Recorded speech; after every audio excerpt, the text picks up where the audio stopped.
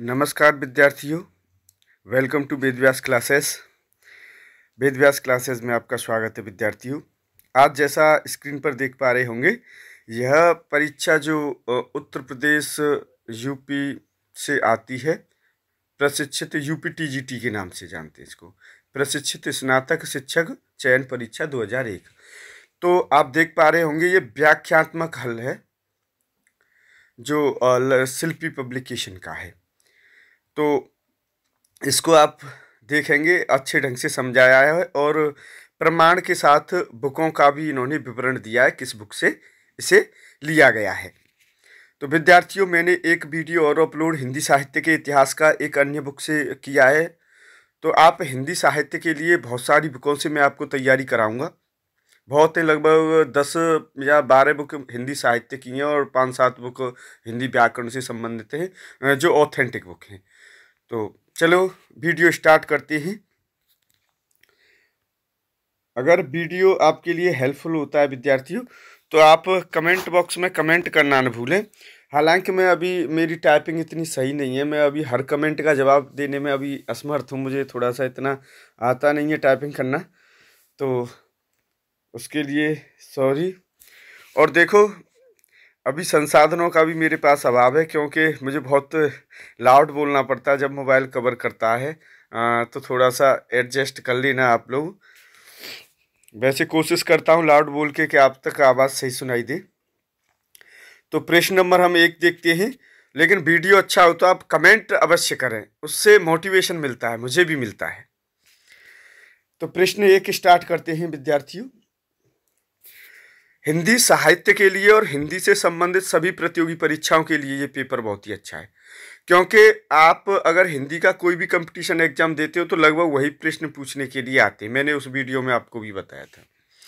तो इसमें चाहे यूपी पुलिस का दे रहे हैं वही रचनाएं आती हैं, चाहे किसी भी का भी दे रहे हैं, अभी पुलिस का परीक्षा आने वाली है पुलिस की, तो सब में लगभग वही रचनाएं, वही सब कुछ पूछने आता है। जब टीजीटी की तैयारी करेंगे तो हिंदी का एक भी प्रश्न नहीं बनेगा, पुलिस लेवल पे या एसएससी या इनमें आता है। तो जो सामान्य प्रश्न होते हैं वो सभी आते हैं। तो जैसे कुछ क्वेश्चन टफ होते हैं जो पुलिस के लेवल के नहीं है, लेकिन जो सामान्य क्वेश्चन है वो इनसे पढ़ सकते हैं। तो सिद्ध पहला प्रश्न है, सिद्ध कवियों द्वारा प्रयुक्त भाषा को कहा जाता है। तो सिद्ध कवियों द्वारा नंबर 1 दे रखा है, देखिए, डिंगल, अपभ्रंश, अभट्ट या संध्या। तो सिद्ध कवियों द्वारा जो भाषा थी वो संध्या थी, प्रयुक्त भाषा क्या थी? संध्या भाषा थी। अब इसकी एक्सप्लेनेशन भी देख लीजिए आप। सिद्धों की भाषा का स्वरूप साहित्यिक अपभ्रंश से भिन्न रूप लिए हुए है।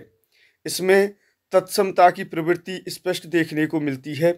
इसे आचार्य हजारी प्रसाद द्विवेदी जी जैसे विद्वानों ने अपभ्रंश से इतर हिंदी की प्रमुख विशेषता के रूप में स्वीकार किया है। सिद्धों की भाषा को संध्या भाषा भी कहा जाता है। सिद्धों ने प्रमुखतः दोहा कोश या दोहा कोश तथा चर्यापद जैसे काव्य रूपों का प्रयोग किया है, जो कि कड़वक शैली में मिलते हैं। तो देखो किस बुक से लिया गया है, तो आप देख रहे होंगे ये नेट स्लेट की जो परीक्षा आती है, तो डॉक्टर शर्मा और शर्मा गुप्ता के नाम, गुप्त नाम से ये बुक के पेज नंबर 57 पर है। विद्यार्थियों, मेरे थोड़ी देर के लिए अगर कहीं रुकता हूं तो वो मुझे ये ब्रुश की वजह से रुकना पड़ता है। अभी आवाज़ और हाथों का तालमेल साथ नहीं दे रहा, क्योंकि अभी अभी मैंने ये वीडियो अपलोड करना बस 2-4 दिन से ही किया है। और ज़्यादा अगर वीडियो लंबी हो जाती है तो मैं देहात से आता हूँ, तो उसमें भी मुझे समस्या अपलोड करने में बहुत ज़्यादा आती है। तो देखो, ये इनका मेरे द्वारा अध्ययन किया हुआ है। ये सारी बुकें कहीं कहीं पर रंग रही हैं, आपको कलर्ड मिलेंगी, तो ये मैंने इनका अध्ययन किया है। तो देखो, क्वेश्चन नंबर 2 पे पहुंचेंगे हम। इनमें से कौन सा शब्द वर्तनी की दृष्टि से अशुद्ध है? तो देखो, आशीर्वाद शब्द देखो कितना कॉमन शब्द है और इसको पूछ लिया है 2001 में। तो कौन सा सही होगा, आप कोशिश किया करो। तो आशीर्वाद, तो वह पे र उड़ेगा, तो यह तीसरा सही हो जाएगा, इसका तीसरा सही हो जाएगा इसका। और आगे देखते हैं, क्वेश्चन नंबर 3 पे पहुंचते हैं। तो देखो, तीसरा इसमें दे रखा है, ये रहा। निम्नलिखित शब्दों में वर्तनी की दृष्टि से शुद्ध शब्द आशीर्वाद है, जबकि अन्य तीनों में तीनों शब्दों में व्यंजन संबंधी अशुद्धियां हैं। तो ये नालंदा सामान्य हिंदी और जो पृथ्वीनाथ पांडे जी द्वारा आती है, अच्छी किताब है, कोई दिक्कत नहीं है। आप भी अगर किताब खरीद कर अध्ययन करना चाहते हैं तो बिल्कुल कर सकते हैं, और अगर मेरे माध्यम से अध्ययन करना चाहते हैं तो मेरे पास ये बुकें हैं, तो मैं हरदेव बहारी और पृथ्वीनाथ पांडे, इनसे मैं अध्ययन करा दूंगा आपका। क्वेश्चन नंबर 3 पे पहुंचेंगे। निम्नलिखित, हाँ 30 वाला, ये वाला, इनमें से कौन द्विवेदी युग का कवि नहीं है? अब देखो, द्विवेदी युग का कवि नहीं है, युग से भी प्रश्न आ रहे हैं। तो अयोध्या सिंह उपाध्याय हरिऔध, सोहनलाल द्विवेदी, रामनरेश त्रिपाठी और मैथिली शरण गुप्त। तो सोहनलाल द्विवेदी जी हैं, वो द्विवेदी युग के कवि नहीं है। अब स्टूडेंट कैसे गलती करता है, अब आने कि सोहनलाल द्विवेदी जी के नाम से वो आ रहा है, द्विवेदी आ रहा है, तो यही होंगे। अरे द्विवेदी ब्राह्मण उन्होंने कहते थे जिन्होंने 2 वेद पढ़े हों, चतुर्वेदी जिन्होंने 4 वेद पढ़े हों। ये ब्राह्मणों के, पहले ब्राह्मण ही तो पढ़ते थे वेदों को, अब तो सब पढ़ रहे हैं, कोई दिक्कत नहीं है, लेकिन पहले जो थे वो ब्राह्मण ही पढ़ते थे। तो द्विवेदी 2 वेद जिन्होंने पढ़ लिए थे, तो उस अध्ययन से करते थे इसको। अब ऐसी गलतियां ही कर देते हैं। तो देखिए इसमें इसकी एक्सप्लेनेशन देखिए टू की। सोहनलाल द्विवेदी द्विवेदी युग के कवि न होकर राष्ट्रीय काव्य धारा के कवि हैं। सोहनलाल द्विवेदी नवयुवक की राष्ट्रीय चेतना के अग्रदूत एवं प्रमुख गांधीवादी कवि हैं। द्विवेदी जी बड़े भावुक और राष्ट्रीय विचारधारा के कवि हैं। इनकी कृतियों में प्रमुख, तो देखो इनकी प्रमुख कृतियां थी जो मैंने पहले से कलर कर रखी हैं। भैरवी, युगारंभ, पूजा गीत, वासवदत्ता, कुणाल, विस्पान, सेवाग्राम, प्रभाती, वासंती, युगधार, चित्रा आदि। जबकि अयोध्या सिंह उपाध्याय हरिऔध और रामनरेश त्रिपाठी और मैथिली शरण गुप्त द्विवेदी युग के कवि हैं। तो देखो आपका ये प्रश्न बिल्कुल क्लियर होना चाहिए, और इनकी रचना भी आपको याद हो जाएंगी, साथ ही साथ पढ़ेंगे। पढ़ने से ही काम हो जाता है विद्यार्थियों। माइंड पे बिल्कुल प्रेशर मत लो कि ये मुझे रटना है, बस पढ़ते चलो और आप सफलता की ओर बढ़ते चलोगे। आपने देखा होगा हम लोग हनुमान चालीसा या वो पढ़ते रहते हैं तो वो याद हो जाती है, कुछ दिन में हो जाती हैं, जो धार्मिक ग्रंथ हैं, और कोई भी ग्रंथ हो हम प्रतिदिन उसका नित्य करते हैं तो महीना 15 दिन में हमें वो रट जाती है पूरी चीजें। तो आप बस पढ़ते रहो और ईश्वर पर भरोसा रखो आप। तो देखो ये हो गए आपके 3 प्रश्न दे रखे हैं इसमें। अब दूसरा पेज देखता हूँ। चौथा प्रश्न देखिए,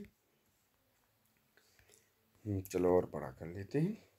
चौथा प्रश्न है आपका, त्यागपत्र उपन्यास के लेखक का नाम है, तो क्या है? यशपाल है, दूसरा ऑप्शन भगवती चरण वर्मा है, तीसरा वृंदावन लाल वर्मा है, जैनेन्द्र कुमार है। तो ये जैनेन्द्र कुमार जी द्वारा रचित है त्यागपत्र। तो ये ऐसे यूपी पुलिस वालों के लिए ये क्वेश्चन सामान्य है, बनते हैं, आ जाते हैं, कोई दिक्कत नहीं है।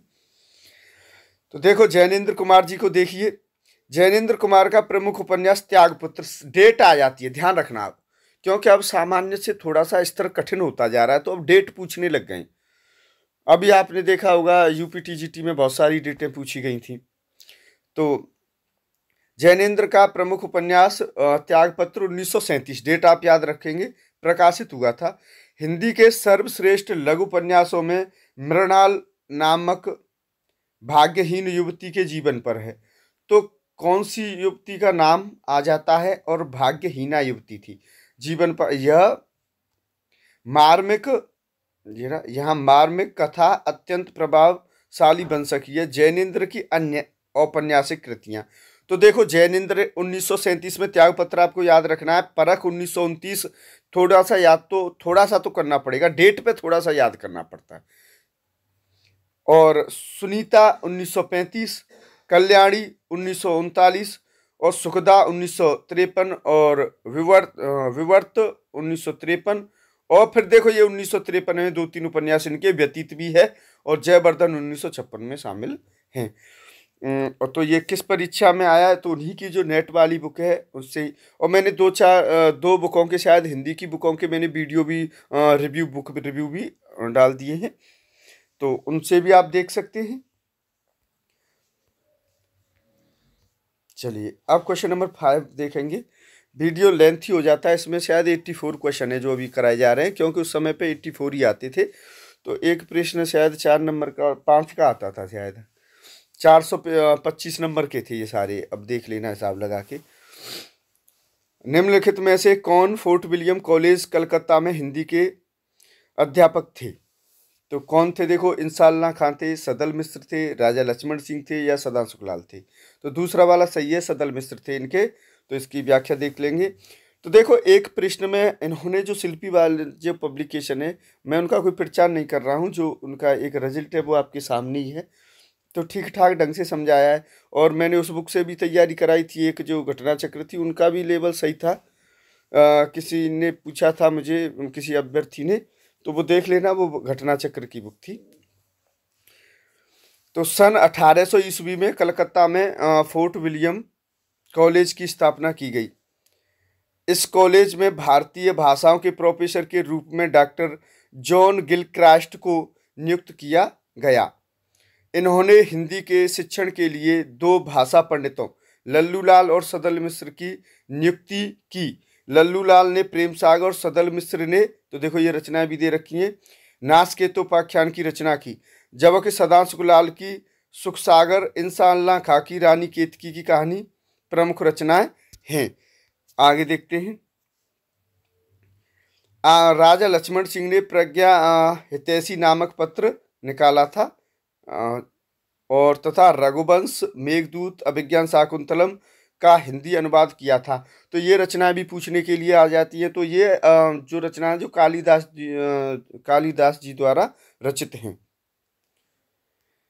और देखिए, छठवां देखिए। तो धनिया और झुनिया प्रेमचंद के किस उपन्यास के पात्र हैं? तो छठवें प्रश्न पे आप देखो, गबन, गोदान, कर्म भूमि या प्रेमाश्रम। तो ये धनिया जो झुनिया थे वो गोदान के थे। तो धनिया झुनिया प्रेमचंद के गोदान नामक उपन्यास के पात्र हैं। गोदान के अन्य पात्र होरी, भोला, गोबर, राय साहब, पन्ना, प्रोफेसर मेहता, संपादक ओमकार नाथ मुंशी, सिलिया, नोहरी, दुलारी, मालती, गोविंद आदि ये चरित्र यथार्थवादी धरातल पर प्रस्तुत हैं तथा ये अपने अपने वर्ग के प्रतिनिधि भी हैं। गोदान में मुंशी प्रेमचंद के यथार्थ के चित्रण द्वारा समाज में निहित कुत्सित वृत्तियों का उन्मूलन चाहा है। तो ये आप देख लेंगे। क्वेश्चन नंबर 7 देखेंगे, शायद थोड़ा सा कम दिखाई दे रहा है इस पे साथ में। हाँ चलो, पर एडजस्ट कर लेना विद्यार्थी थोड़ा, क्योंकि अब वीडियो स्टार्ट हो चुका है। अब इसका, निम्नलिखित संत कवियों में से कौन सा कवि पढ़ा लिखा था? तो देखो, पढ़ा लिखा था, तो इसमें से निम्नलिखित में से, तो इसमें दादू दयाल, रैदास और कबीर, और ये तो पढ़ा लिखा था। सुंदर दास जो थे इनमें सबसे पढ़े लिखे थे। सुंदर दास, ध्यान रखना, सबसे पढ़े लिखे ज्यादा थे। आगे एक्सप्लेनेशन में मिल जाएगा आपको। इधर देखो चेहरा, तो आप देख लीजिए। चौथी व्याख्या चल रही है। सुंदर दास छोटी आयु में ही संत दादू के शिष्य बनकर अध्ययन के लिए काशी चले गए थे। तो देखो, छोटी सी आयु में ही जरा इन्होंने व्याकरण, दर्शन, साहित्य, वेदांत और पुराणों का गंभीर अध्ययन किया। इन्होंने फारसी भाषा का भी पर्याप्त ज्ञान था। इन्हें फारसी भाषा का भी पर्याप्त ज्ञान था। इनके द्वारा विरचित छोटे बड़े 42 ग्रंथों की चर्चा की जाती है। इनका प्रकाशन सुंदर ग्रंथावली नाम से हो चुका है। इनकी रचनाओं में सुंदर विलास विशेष महत्वपूर्ण मानी जाती है। इन्होंने श्रृंगार रस का खुलकर विरोध किया है। दादू दयाल की रचनाओं का संकलन हरडे बाणी नाम से किया गया है। रैदास की रचनाओं का संकलन रविदास की बानी नाम से किया है। ये किया है। तो कबीर की रचनाओं का संकलन बीजक नाम से किया गया है, जिसके 3 भाग साखी, सवद तथा रमैनी हैं। कबीर को तो शायद आप जानते ही होंगे। प्रश्न 8 देखते हैं। भक्ति काल के रचनाकार हैं। रैदास हैं, नावादास हैं, धर्मदास हैं या जीवनदास हैं? तो भक्ति काल के जो रचनाकार हैं वो नाभादास हैं। विद्यार्थियों में प्रश्न और उत्तर बोलता चल रहा हूँ। ब्रुश का प्रयोग अब थोड़ा सा कम करूंगा, आप ध्यान से वीडियो को देखते चलना, क्योंकि उसमें मुझे थोड़ा सा समय लगता है। गोस्वामी तुलसीदास के समकालीन राम भक्त कवियों में नाभादास का नाम विशेष रूप से उल्लेखनीय है। उन्होंने हिंदी में भक्तमाल परंपरा का सूत्रपात ही नहीं किया, वरन अद्यावधि उपलब्ध भक्तमालों में सर्वश्रेष्ठ भक्तमाल हिंदी को दिया। उनके भक्तमाल का रचनाकाल 1596, तो भक्तकाल का रचनाकाल आ जाए तो 1596 ईस्वी स्थिर किया जाता है। नाभादास जी अग्रदास जी के शिष्य थे। नाभादास ने अष्टयाम नामक एक अन्य ग्रंथ की रचना श्रृंगार भक्ति अथवा रसिक भावना को लेकर की है। तो ये हिंदी साहित्य का इतिहास डॉक्टर नगेंद्र जी की पुस्तक से इन्होंने जो ये कंटेंट लिया है, ये लिया है इसमें 189 से 190 पेज पे। 9वां प्रश्न देखेंगे। ये 9वां, बाल मुकुंद गुप्त रचित निबंध संग्रह का नाम है, तो उनका क्या नाम है? तो भारत मित्र, प्रज्ञा मित्र, शिवसागर की चिट्ठियां या शिव शंभू के चिट्ठे। तो शिव शंभू के चिट्ठे बाल मुकुंद गुप्त द्वारा रचित है। तो बाल मुकुंद गुप्त के निबंधों में व्यंग्यपूर्ण शैली का निखरा रूप मिलता है। इनका निबंध संग्रह शिववंश भूमा चिट्ठा अत्यधिक लोकप्रिय है। इनके विचार भावना के पीछे सजग राष्ट्रीय व्यक्तित्व काम करता है। भाषा चलती सजीव तथा विनोदपूर्ण है। इनके निबंधों में भावात्मक तथा कथात्मकता का आधिक्य है। और स्रोत कहाँ से लिया गया है? तो हिंदी साहित्य मिश्र और सरस्वती पांडे और उनकी किताब है, ये मेरे पास है। इन सबका अध्ययन आपको करा दूंगा, बस आप बताना वीडियो अच्छा लगता है तो बताना, मैं आगे वीडियो बनाता रहूँगा फिर। और आगे देखिए, पद्मावत क्वेश्चन नंबर 10 पद्मावत के अनुच्छेदों का नाम क्या है? तो देखो, सर्ग कहते हैं या कांड या खंड या अंक। तो तीसरे का जो व्याख्या एक्सप्लेनेशन देख लिए, तीसरा सही है इसका, खंड। पद्मावत जायसी की रचना है। निस्संदेह पद्मावत हिंदी का काव्य है, महाकाव्य सॉरी। इसकी कथा का पूर्वार्ध लोक प्रचलित है तथा काल्पनिक है तथा उत्तरार्ध ऐतिहासिक। इसका नायक राजकुल से संबंधित है। पद्मावत की पूरी कथा 52 सर्गों में, जिन्हें खंड कहा गया है, में विभक्त है। जायसी की कुछ रचनाएं, अब देखो कुछ रचनाएं भी दे रखी हैं। पद्मावत, अखरावट, आखिरी कलाम, चित्ररेखा, कहरनामा, मसलनामा और कान्हावत। तो ये स्रोत जो आप देख रहे होंगे कहाँ से लिया गया है। तो बहुत सारी बुकों का प्रयोग होता है किसी परीक्षा को फाइट करने के लिए। और बुक देखो आजकल बड़ी पैसे कीमत बढ़ गई है बुकों की। विद्यार्थी एक आध बुक ला सकता है, 10-10, 20-20 बुक कहाँ से लाए? तो आपको बुक कोई लेने की नीड नहीं पड़ेगी, आप सारा इस चैनल के माध्यम से हम करा देंगे। बस आप अपना कमेंट और वो करते रहिए, जिससे हमें मोटिवेशन मिलता है। तो तीसरे पेज पर हम चलते हैं। हाँ, तो क्वेश्चन नंबर 3 देखेंगे विद्यार्थियों। अब तक निम्नलिखित में से किस साहित्यकार को जन्म की आएगी यहाँ पे, ठीक है, की करना है ना, जन्म शताब्दी नहीं मनाई गई है? तो आचार्य रामचंद्र शुक्ल की, रामधारी सिंह दिनकर की, भारतेंदु हरिश्चंद्र की और जयशंकर प्रसाद। तो रामधारी सिंह दिनकर, इनकी जन्म शताब्दी अभी नहीं मनाई गई है। और चलो थोड़ा सा बड़ा कर लेते हैं। हाँ, क्वेश्चन नंबर 12, निम्नलिखित में से किस कृति के लेखक जयशंकर प्रसाद नहीं हैं? देखो प्रश्न वाले बड़ा अजीब देते हैं।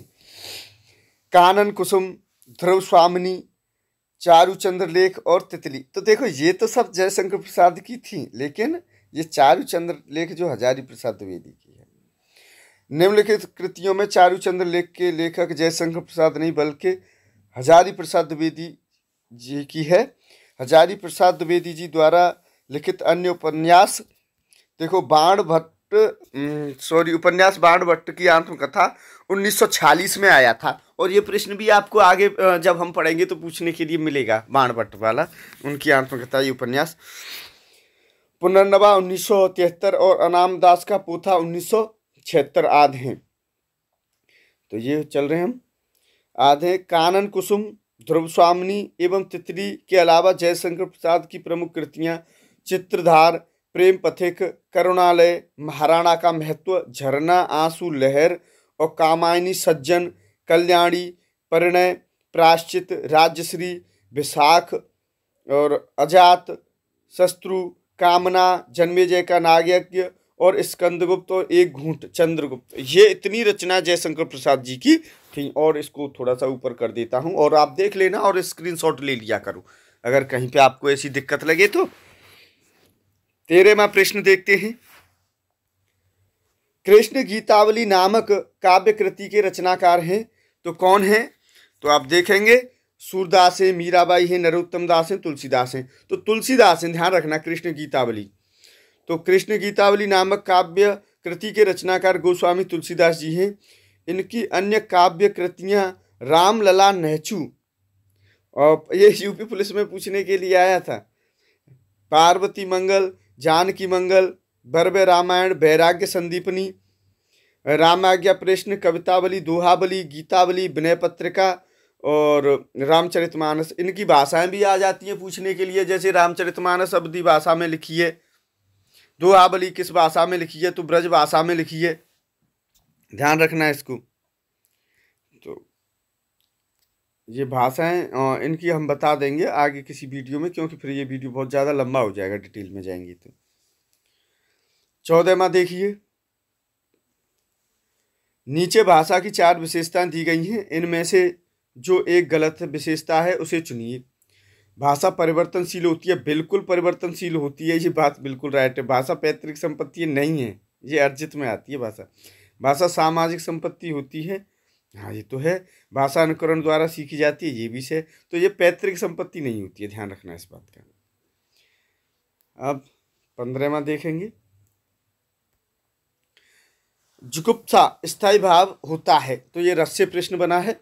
तो वीर रस का होता है, रौद्र रस का होता है, अद्भुत रस का होता है और विभत्स रस का होता है। तो देखेंगे इसकी व्याख्या है, चौथा सही है इसमें, विभत्स रस।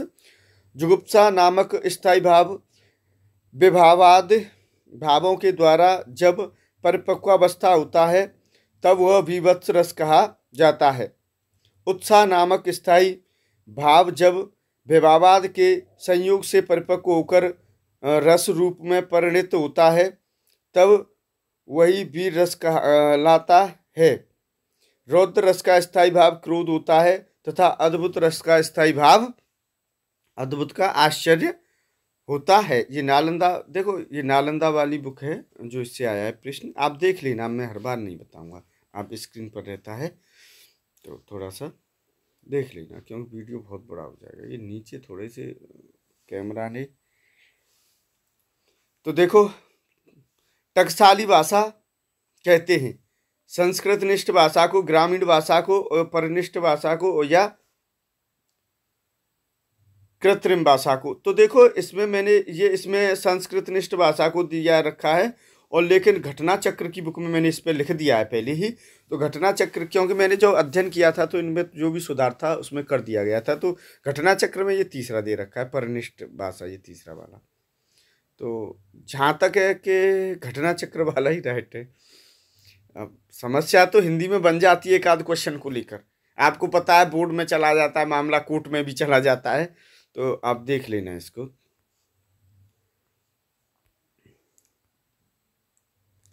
क्वेश्चन नंबर 17 देखेंगे।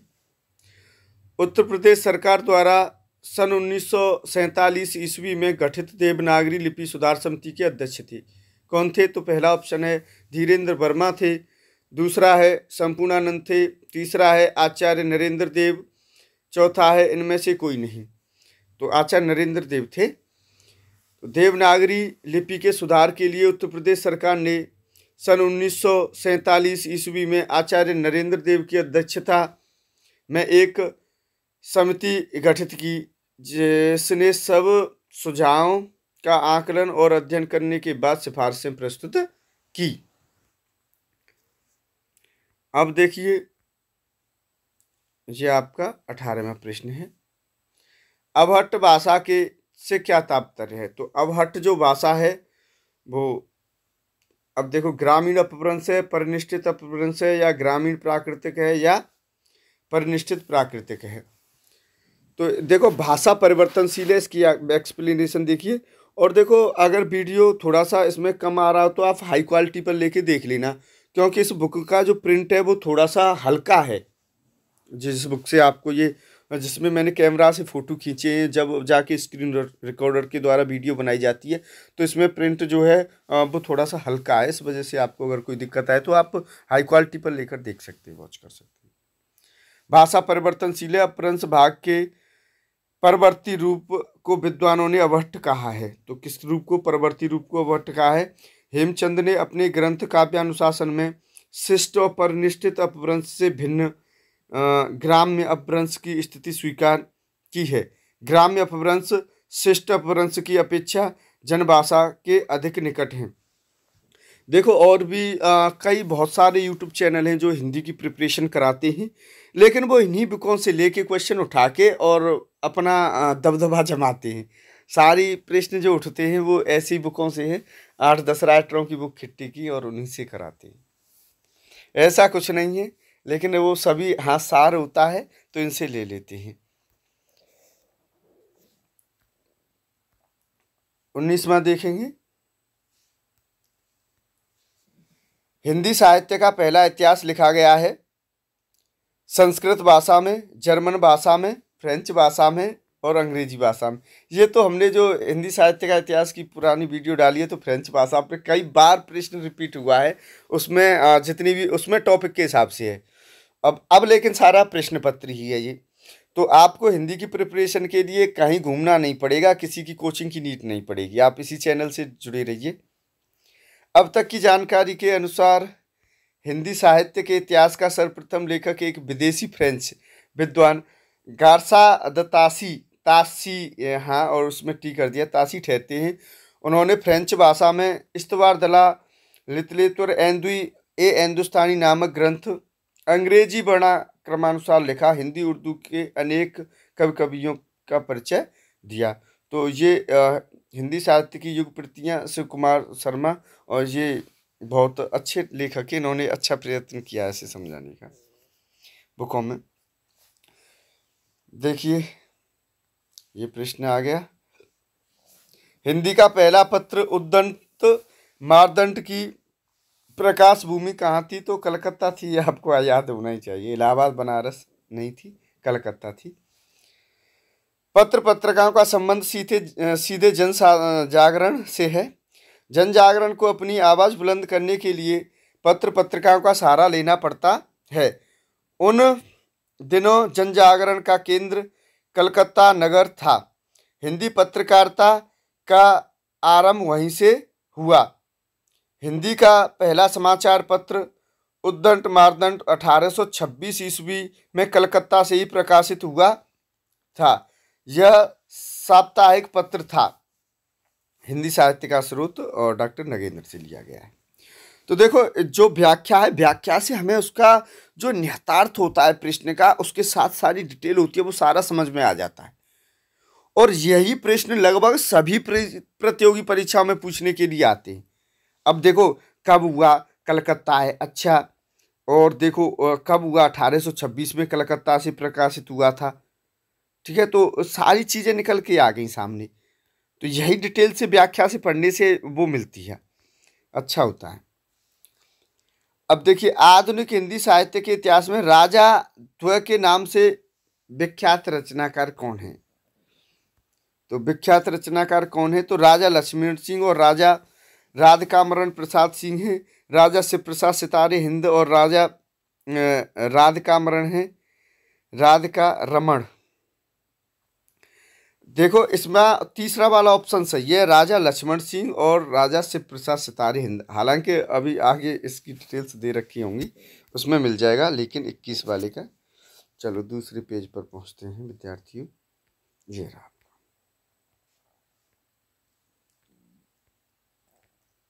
ये तीसरा प्रश्न है। देखो, वीडियो बनाने में विद्यार्थियों मेहनत तो लगती है, फोटो खींचना और उनको फिर पढ़ना, पढ़ के बताना और समझाना।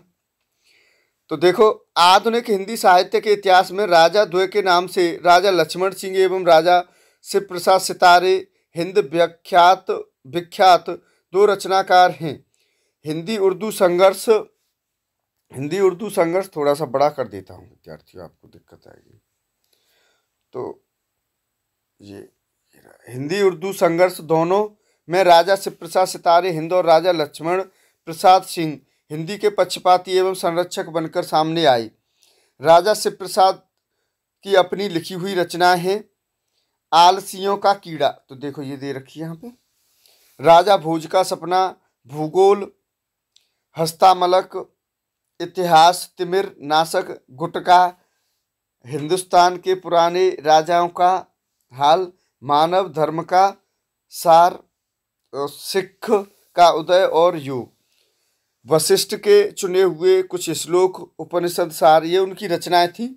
राजा लक्ष्मण सिंह ने आगरा से प्रजा हितैषी नामक एक पत्र निकाला तथा कालिदास के अब देखो ये आ गया, पहले भी ये प्रश्न उन्होंने व्याख्या में दिया। रघुवंश, मेघदूत, अभिज्ञान शाकुंतलम का हिंदी अनुवाद किया था, इन्होंने किया था। 22 वाला प्रश्न देखेंगे विद्यार्थियों। देखो, अनाम दास का पोथा, अभी हमने हजारी प्रसाद द्विवेदी जी की रचनाएं पढ़ी थी, तो अब फिर आ गई। तो यही देख रहे होंगे आप प्रश्न कहाँ से उठते हैं। तो व्याख्या सही दे रखी है इन्होंने। और दूसरी बात, इन्होंने भी मेहनत की है बुक बनाने में, क्योंकि पेज नंबर भी दे रखा है। अनाम दास का पोथा शीर्षक उपन्यास के लेखक हैं वृंदावन लाल वर्मा हैं, भगवती चरण वर्मा हैं, अमृतलाल नागर हैं या हजारी प्रसाद द्विवेदी हैं। तो अभी हमें एक्सप्लेनेशन में हमने देखा होगा। अनाम दास का पोथा नामक ऐतिहासिक उपन्यास के लेखक हजारी प्रसाद द्विवेदी जी हैं। इनकी इस रचना का कथा सूत्र छांदोग्य और बृहदारण्यक उपनिषद में विद्यमान है। तो किससे लिया गया है, ऐसे भी आ जाता है प्रश्न। इनमें लेखक ने समाज के भोग और योग के संतुलन पर बल दिया है। हजारी प्रसाद द्विवेदी जी की अन्य औपन्यासिक कृतियां हैं बाण भट्ट की आत्मकथा, चारु चंद्रलेख और पुनर्रवा आदि। और ये स्रोत हमने पहले भी पढ़ लिए हैं, कोई दिक्कत नहीं है। 23वां प्रश्न देखिए। 23वां प्रश्न है आपका, आचार्य महावीर प्रसाद द्विवेदी जी सरस्वती पत्रिका का संपादक भार ग्रहण किया था। तो 1900 में, ये ऑप्शन दे, 1903 में, 1907 में, 1909 में। तो एक्सप्लेनेशन देख लो, 1903 में किया था। आचार्य महावीर प्रसाद द्विवेदी जी सन 1903 में सरस्वती पत्रिका के संपादक बने। सन 1920 तक उसका संपादन करते रहे। ये कवि, आलोचक, निबंधकार, अनुवादक एवं सफल संपादक थे। इनके द्वारा अनुदित तथा मौलिक गद्य पद्य ग्रंथों की संख्या लगभग 80 है। इनकी मौलिक काव्य रचनाओं के काव्य मंजूषा, सुमन तथा कान्य कुब्ज और अबला विलाप आदि हैं। तो अबला में व नहीं आता, ब आता है। तो ऐसा प्रश्न भी शब्द शुद्धि की दृष्टि से पूछने के लिए आ जाता है, उसको भी आप ध्यान से देखते चलेंगे। अनुदित काव्य कृतियों में गंगा लहरी, ऋतु तरंगिणी और कुमार संभव सार आदि को विशेष महत्व प्राप्त है। तो प्रश्न 24वां देखेंगे। नीला चांद उपन्यास के लेखक हैं। तो नीला चांद उपन्यास के लेखक कौन हैं? तो रांगे राघव हैं, सुरेंद्र वर्मा हैं और इनमें से और शैलेश मटियानी, इनमें से कोई नहीं। तो इनमें से कोई नहीं ऑप्शन आएगा इसका। नीला चांद उपन्यास के लेखक शिव प्रसाद सिंह हैं, जो विकल्प में दिया गया नहीं है। तो शिव प्रसाद सिंह आप ध्यान रखेंगे। अलग अलग बेहतर रिपी तथा गली आगे मूर्ति है नामक कृतियां भी शिव प्रसाद सिंह की हैं। यहाँ पे थोड़ा सा कैमरा हमने पता नहीं क्या कर दिया है, यहाँ पे कम दिखाई दे रहा है। मैं बोल रहा हूँ, थोड़ा आवाज़ के साथ कंप्रोमाइज कर लेना विद्यार्थियों। नागार्जुन किस काव्य धारा के कवि हैं? तो प्रगतिवाद, प्रयोगवाद, अकविता और समकालीन कविता। तो नागार्जुन की जो व्याख्या है वो इधर आपको देखने के लिए मिल जाएगी। तो ये प्रगतिवादी कवि हैं। हाँ, यहाँ पे मिल जाएगी वैसे व्याख्या, उस प्रश्न से इतना बड़ा वो नहीं आएगा। तो नागार्जुन प्रगतिवादी काव्य धारा के प्रमुख कवि हैं।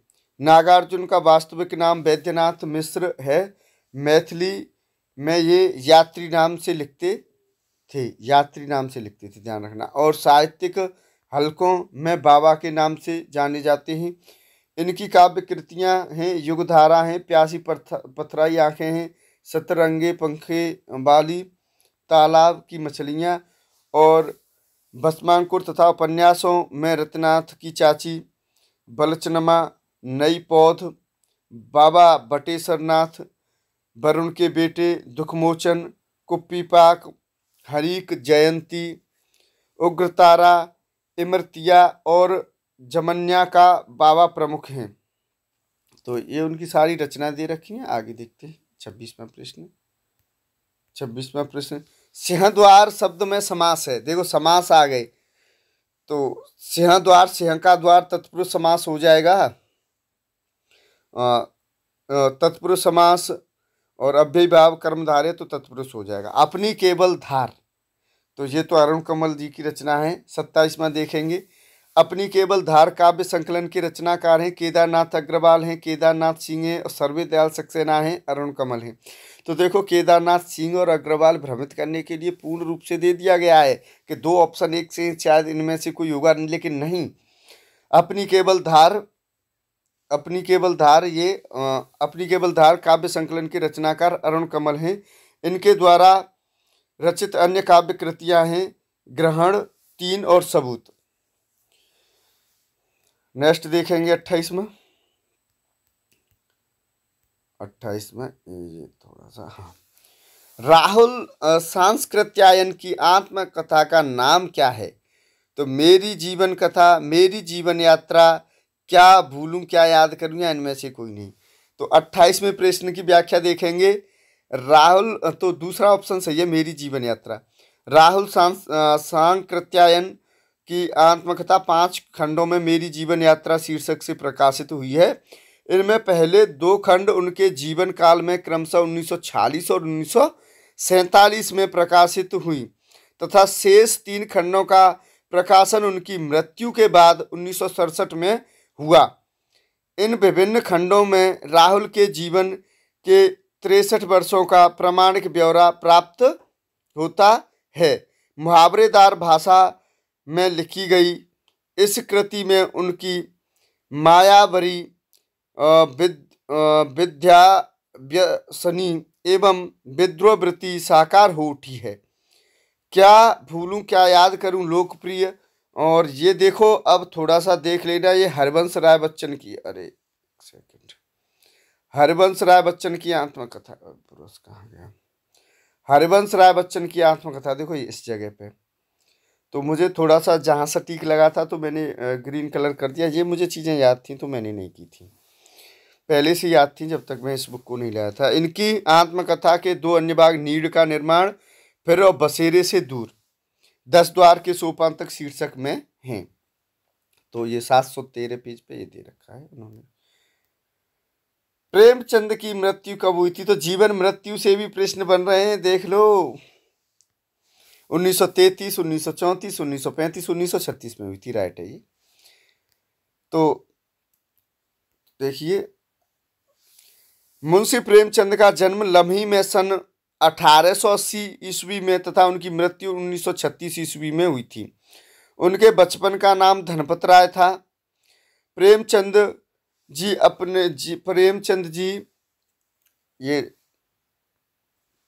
जी पहले उर्दू में नवाब राय, थोड़ा सा इधर दिख रहा होगा आपको, नवाब राय के नाम से कहानियां लिखते थे। इनके द्वारा लिखित उपन्यासों में प्रमुख गोदान, अभी आया था गोदान उपन्यास में धनिया और झुनिया, अरे भूल गए होंगे, भूलना मत। सेवा सदन, कर्म भूमि, रंग भूमि, गबन, प्रेमाश्रम। प्रेमचंद जी से ये दूसरा प्रश्न बन रहा है एक ही पेपर में। गबन, प्रेमाश्रम, निर्मला, वरदान और कायाकल्प। इसके कहानी संग्रह में सप्तसुमन, नवविधि, प्रेम पचीसी, प्रेम सदन, मानसरोवर के 8 भाग प्रमुख हैं। नाटकों में संग्राम, प्रेम की बेदी और करबला आदि निबंधों में कुछ विचार साहित्य का उद्देश्य प्रमुख हैं। उन्होंने माधुरी, मर्यादा, हंस और जागरण आदि पत्रों का संपादन भी किया। इन पत्रों का भी संपादन किया था। अब ये देख लीजिए, ये तो हो गया पेज पूरा। हाँ, 30वां प्रश्न देखिए।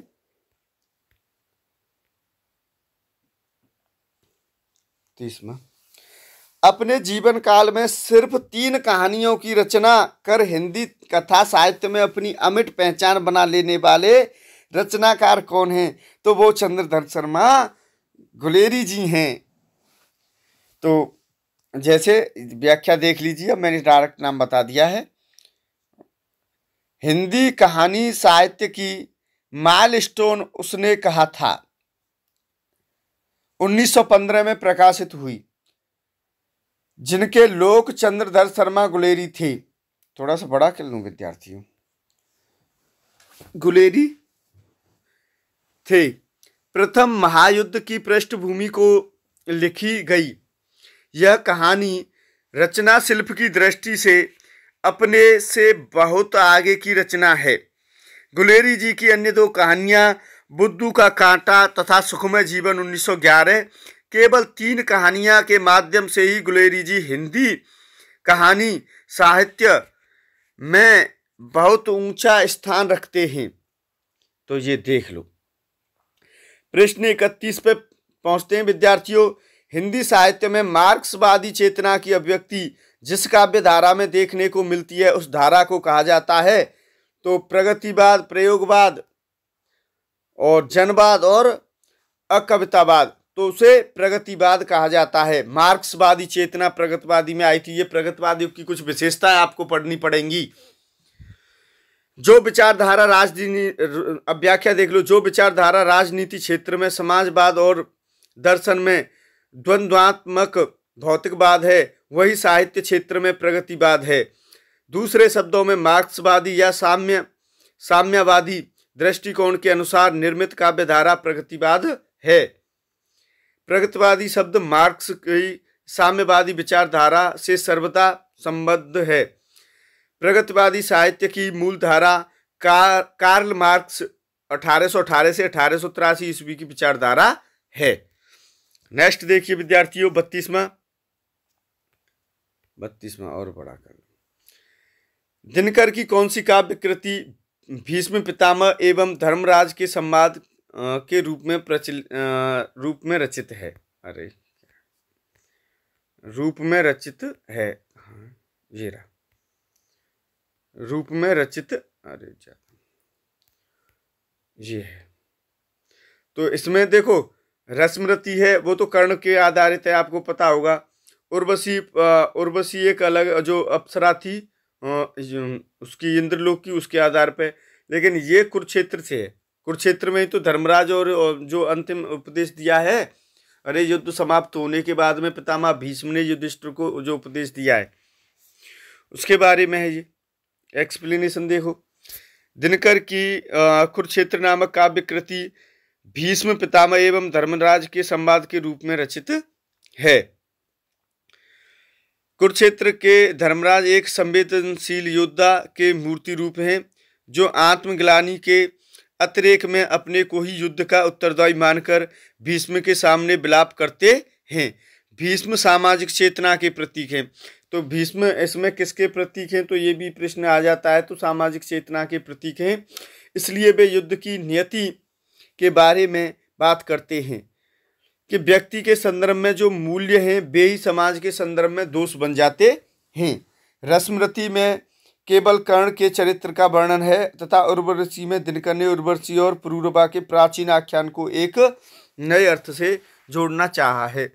तो ये आपकी एक्सप्लेनेशन होगी। अब 33वां, निम्नलिखित में से कौन सा ललित निबंधकार नहीं है? तो देखो इसकी एक्सप्लेनेशन आपको मिलेगी आगे। तो ऑप्शन देख लो, रामविलास शर्मा और कुबेरनाथ राय, विद्यानिवास मिश्र और हजारी प्रसाद द्विवेदी। तो इसकी आपको एक्सप्लेनेशन यहाँ ललित निबंधकार कौन नहीं है, तो यहाँ पे देख लीजिए। पहला कुबेरनाथ राय, ऑप्शन सही है आपका। तो कुबेरनाथ राय, विद्यानिवास मिश्र एवं हजारी प्रसाद द्विवेदी ललित निबंधकार हैं। रामविलास शर्मा नहीं है, ये ऑप्शन में ये रामविलास शर्मा है, ये रहे, पहला नहीं है इसका, ठीक है। ये है कुबेरनाथ राय, विद्यानिवास मिश्र, हजारी प्रसाद द्विवेदी ललित निबंधकार हैं, जबकि रामविलास शर्मा ये मार्क्सवादी आलोचक हैं और उन्होंने मार्क्सवादी आलोचना से प्रभावित और प्रगति और परंपरा, प्रगतिशील साहित्य की समस्याएं, आस्था और सौंदर्य आदि निबंध संग्रहों की रचना की है। हजारी प्रसाद द्विवेदी के ललित निबंध हैं अशोक के फूल, विचार और वितर्क, कल्पना। ये देखो दे रखे यहाँ पे, मैं यहाँ चल रहा हूँ। हाँ तो ये, हाँ या कहाँ चल रहे थे अभी, हाँ तो ये देख रचना चलो तो कल्पना, हाँ यहाँ थे। विचार, प्रभाव और कुटुज विद्यानिवास मिश्र के ललित निबंध हैं। चितवन की छां, तुम चंदन हम पानी, तो ये ललित निबंध जो चल रहे हैं उनके हैं। आंगन का पंछी और बंजारा, बंजारा मन, मैंने सिल पहुंचाई, मेरे राम का मुकुट भीग रहा है आदि। विद्यानिवास मिश्र की तरह कुबेरनाथ राय भी हजारी प्रसाद द्विवेदी संस्थान के ललित निबंधकार हैं। इनके प्रमुख निबंध संग्रह प्रिया, नीलकंठी, रस आखेटक, गंधमादन, विषाद योग आदि हैं। तो 34वां प्रश्न देखते हैं विद्यार्थियों। हंस पत्रिका के संस्थापक का नाम क्या है? अरे प्रेमचंद थे, अभी एक्सप्लेनेशन में पढ़ा है। जयशंकर प्रसाद, प्रेमचंद, राजेंद्र यादव और अमृत राय। तो हंस पत्रिका के संपादक प्रेमचंद जी हैं। प्रेमचंद जी द्वारा संपादित हंस बनारस से 1930 भी तत्कालीन साहित्यिक गतिविधियों का महत्वपूर्ण माध्यम बनने में समर्थ हुआ। प्रकाशित होते ही हंस समकालीन हिंदी कथा साहित्य का प्रतिनिधि पत्र बन गया। कथा साहित्य के अतिरिक्त इसमें उच्च कोटि की कविताएं, एकांकी निबंध और आलोचनाएं भी प्रकाशित होती थीं। प्रेमचंद की मृत्यु के बाद शिवदान सिंह चौहान, अमृत राय और राजेंद्र यादव आदि ने, तो प्रेमचंद की मृत्यु के बाद वाला प्रश्न आ सकता है, मृत्यु के बाद तो शिवदान सिंह चौहान, ये ऐसे पूछ लेते कि उनके बाद इस पत्रिका का संपादक किसने किया। समय समय पर हंस का संपादन किया। यह इस युग का एक जागरूक मासिक पत्र था। 35वां प्रश्न देखिए विद्यार्थियों। निम्नलिखित में से किस कृति के रचनाकार दुष्यंत कुमार हैं? तो अपनी केवल धार, खूंटियों पर टंगे लोग, साय में धूप और युगधारा। तो तीसरा वाला ऑप्शन इसका सही है, तीसरा वाला। निम्नलिखित में से साय में धूप कृति के रचनाकार दुष्यंत कुमार हैं। दुष्यंत कुमार के अन्य काव्य संग्रह सूर्य का स्वागत, आवाज के घेरे, जलते हुए वन का बसंत आदि। हिंदी कविता में गीत और गजल लिखने में दुष्यंत कुमार का कोई सानी नहीं है। युगधारा के रचनाकार नागार्जुन है। खूंटियों पर टंगे लोग के रचनाकार सर्वदयाल सक्सेना हैं। इससे एक और फायदा है कि आपकी जो रचना पेपर में पूछी गई है उनके भी जो राइटर हैं, लिखने वाले, उनका भी पता चल रहा है। सरस्वती पांडे से प्रश्न 36 देखिए। निम्नलिखित में से कौन नवगीत के प्रसिद्ध उन्नायक कवि हैं? नवगीत तो वीरेंद्र मिश्र, दुष्यंत कुमार, भवानी प्रसाद मिश्र और सर्वदयाल सक्सेना। तो इसका पहला ऑप्शन सही है आपका, वीरेंद्र मिश्र। तो नई कविता, कहानी और नई आलोचना के समान ही 1948 से 1950 के मध्य नवगीत लेखन की परंपरा प्रकाश में आई। आधुनिकता और वैज्ञानिक युग बोध, सौंदर्य के दावेदार तथा कथित नवगीतकारों ने अपने गीतों को नवगीत, नया गीत, अगीत, प्रगीत, लोकगीत और कबीर गीत आदि नामों से अभिहित किया। 1959 में तीसरा सप्तक के प्रकाशन के साथ ही नवगीत की विधापूर्ण स्थापना हुई। नवगीत के लिए प्रसिद्ध उन्नायक वीरेंद्र मिश्र हैं। तो 36वां प्रश्न हो गया विद्यार्थियों। अब 37वां दूसरे पेज पर आएगा। अब 37वां देखिए।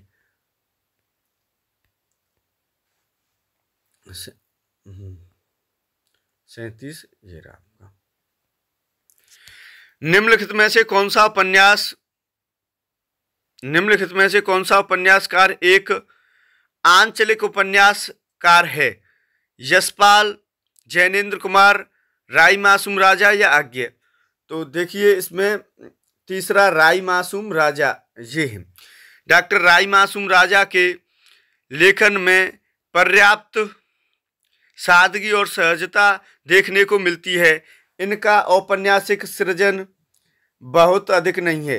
डॉक्टर इनके द्वारा लिखित और सर्वाधिक चर्चित उपन्यास आधा गांव है।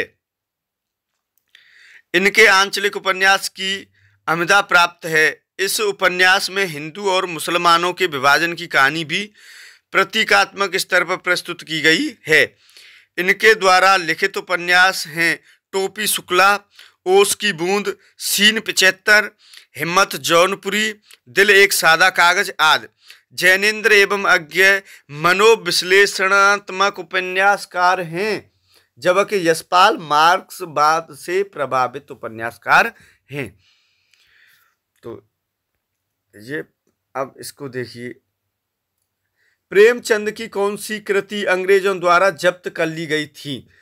तो कायाकल्प, सोजे वतन, निर्मला और इनमें से कोई नहीं, इसमें सोजे वतन आपका राइट आंसर है। प्रेमचंद उपन्यास क्षेत्र में जितने महान हैं, कहानी क्षेत्र में उससे भी कहीं अधिक महान है। प्रेमचंद कहानी क्षेत्र में आदर्शोन्मुखी यथार्थवादी परंपरा के प्रतिष्ठापक हैं। इनकी उर्दू कहानियों के संग्रह सोजे वतन को अंग्रेज सरकार ने जब्त करके जलवा दिया था।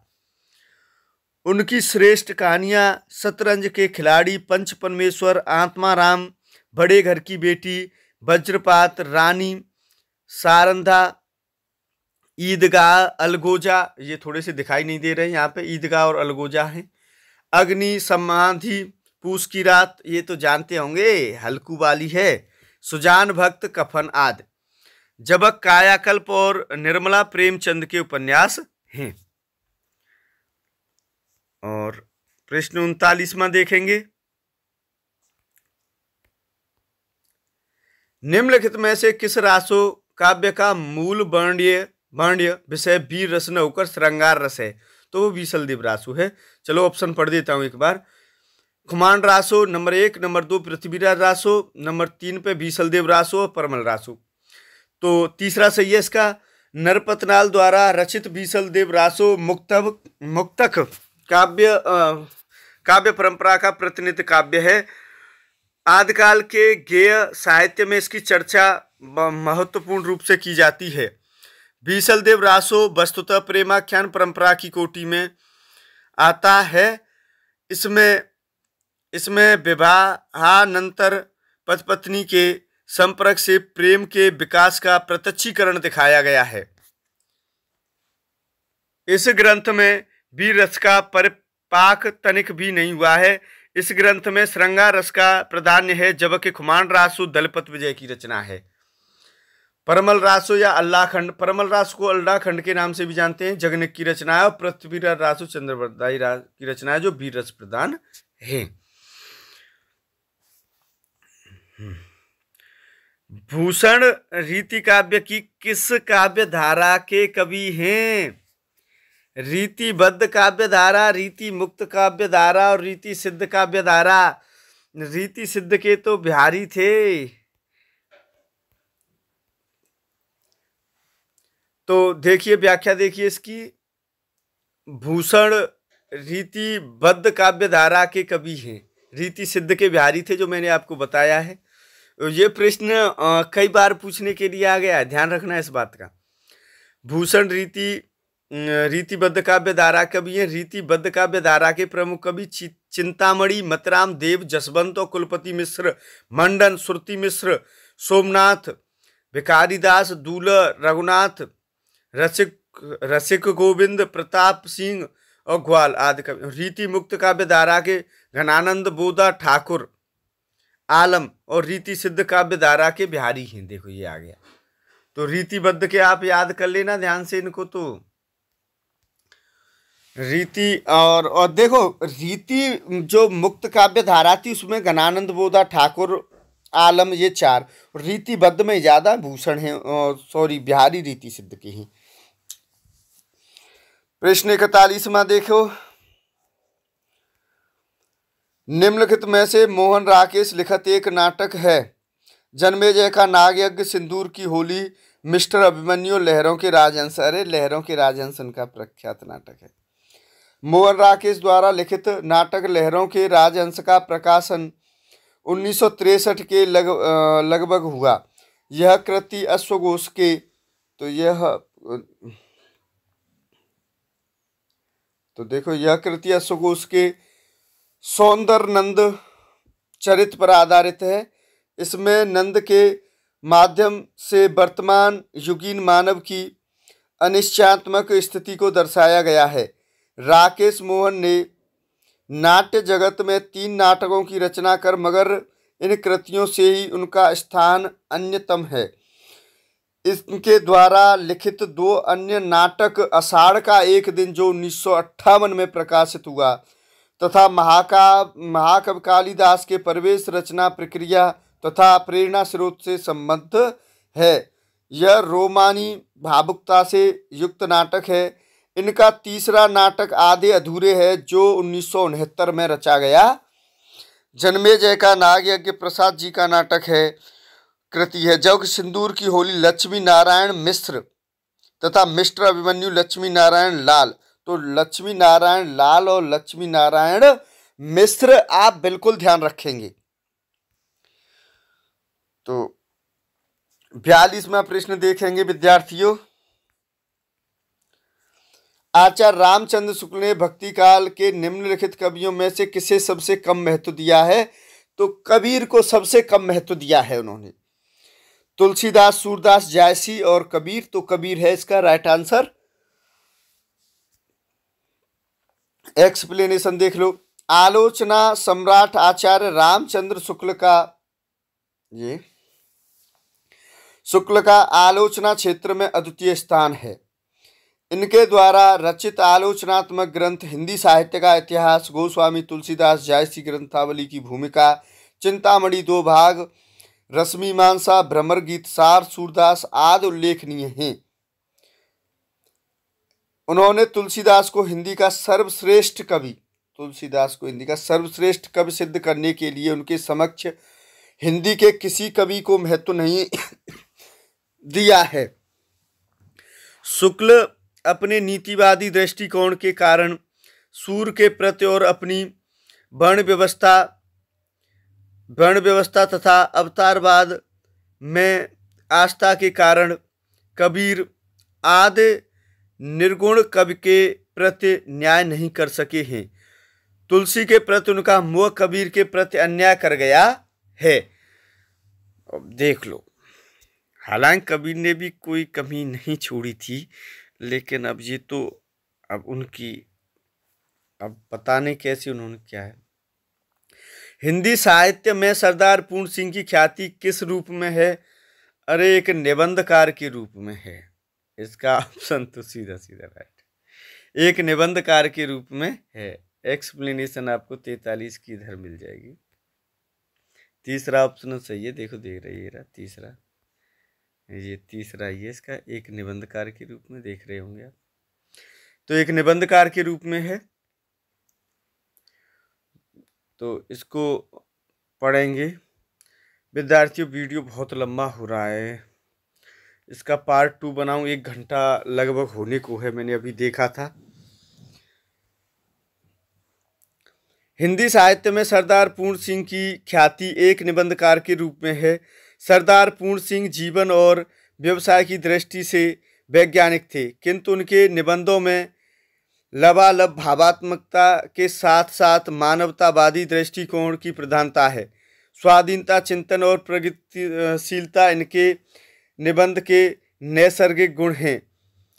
इनके निबंध आचरण की सभ्यता, सच्ची वीरता, मजदूरी और प्रेम, कन्यादान, पवित्रता, अमेरिका का मस्त जोगी वाल्ट व्हिटमैन पर्याप्त लोकप्रिय हैं।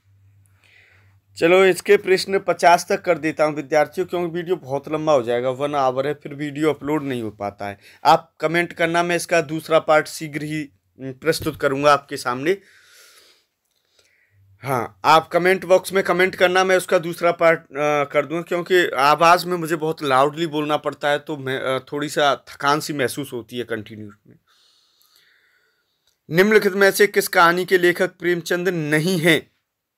तो देखो, बड़े घर की बेटी आया था, मिस पद्मा, ठाकुर का कुआं, छोटा जादूगर की लेखक प्रेमचंद नहीं है। 44 का चौथा सही है आपका ये वाला। तो नेक्स्ट देखेंगे 45वां। हाँ, निम्नलिखित में से किस ग्रंथ के लेखक रामविलास शर्मा हैं? तो कौन से ग्रंथ के? तो पहला संस्कृति के 4 अध्याय, कविता के नए प्रतिमान, और भारत में अंग्रेज राज और मार्क्सवाद, और राग दरबारी। तो भारत में अंग्रेज राज और मार्क्सवाद के रामविलास शर्मा हैं। भारत में और एक्सप्लेनेशन देख लीजिए। भारत में अंग्रेजी राज और मार्क्सवाद नामक आलोचक ग्रंथ के लेखक रामविलास शर्मा जी हैं। इनकी अन्य आलोचनात्मक कृति हैं प्रगति और परंपरा, प्रगतिशील साहित्य की रचना, समस्याएं, आस्था और सौंदर्य, भाषा साहित्य और संस्कृति, मार्क्सवाद और प्राचीन साहित्य का मूल्यांकन, आचार्य रामचंद्र शुक्ल, और हिंदी आलोचना प्रेमचंद। और थोड़ा सा ऊपर कर लेता हूँ, प्रेमचंद और उनका युग, भारतेंदु युग, भाषा और समाज, उनकी ये रचना है कुछ, भाषा और समाज इधर।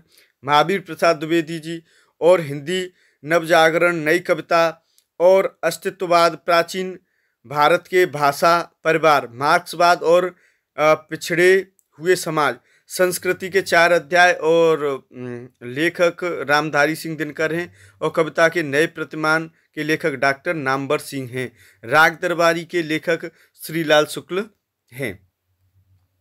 तो ये हो गया आपका। चलो नेक्स्ट में देखते हैं। अब संधि आ गई। अनंत शब्द का सही संधि विच्छेद क्या होगा? तो ये तो दूसरा वाला अन प्लस अंत न पे हलंत आएगा। इस बात का ध्यान रखना। देखो, बहुत सारे विद्यार्थी बहुत कुछ जानते हैं, लेकिन हलंत को पेपर में जल्दबाजी की, हलंत तो छोटा सा होता है उसको, और जल्दबाजी करके बेचारी नंबर को गंवा देती है। तो इस बात का आपको विशेष ध्यान रखना है। अनंत शब्द की सही संधि विच्छेद अन प्लस अंत हलंत है, लेकिन होगी। यह व्यंजन संधि का उदाहरण है, और व्यंजन के साथ अगर स्वर अथवा व्यंजन के मेल से उस व्यंजन में जो रूपांतरण होता है उसे व्यंजन संधि कहते हैं। संधि की वीडियो भी मैं इस पर अपलोड करूंगा, वो अपने हाथ से बनाई हुई होगी, क्योंकि 2-4 बुकों से 4-6 बुकों से उसका सही जो संधियां हैं उनको लेके मैं अलग से नोट्स बनाऊंगा, उसके नोट्स के माध्यम से पढ़ाया जाएगा। तो देखो, सूची फर्स्ट और सूची सेकंड को सुमेलित कीजिए और दिए गए कूट को सही उत्तर का चयन कीजिए। तो देखो, आवारा मसीहा विष्णु प्रभाकर से, देखो मंगलसूत्र इरावती आवारा मसीहा तमस भीष्म साहनी का उपन्यास है। तो इधर देख लेते हैं, मैच इधर किए होंगे इन्होंने, ये इसके यहाँ पे, तो इसको पढ़ लीजिए आप, सीधे मिल जाएंगे मैचिंग, यही है वो। तो मंगलसूत्र नाटक उपन्यास प्रेमचंद की अधूरी रचना है, और इरावती जयशंकर प्रसाद जी का अपूर्ण उपन्यास है। तो देखो, अपूर्ण ये था, अपूर्ण ही ये है। विष्णु प्रभाकर द्वारा लिखित शरद चंद्र की जीवनी का नाम आवारा मसीहा है, तथा तमस भीष्म साहनी का बहुचर्चित उपन्यास है। यह वह उपन्यास है जिसमें विभाजन के समय के सांप्रदायिक दंगों को आधार बनाया गया है। तो विद्यार्थियों, 2 प्रश्न और पढ़ता हूं। निम्नलिखित में से हिंदी की दृष्टि से अशुद्ध शब्द का चयन कीजिए। तो अशुद्ध शब्द शमश्रू दे रखा है इन्होंने, यानी सही है, और शरद चंद्र सही है, और कवित्री सही है। तो आप देख लेंगे 48 वाला ये। और नेक्स्ट देखिए 49वां। मात्रा क्रम की दृष्टि से दुआ के ठीक विपरीत पड़ने वाला छंद सोरठा होता है, इसको तो जानते ही होंगे। मात्रा क्रम की दृष्टि से दुआ के ठीक विपरीत पड़ने वाला छंद का नाम सोरठा है। सोरठा 4 चरण है, 11। देखो, पहले चरण में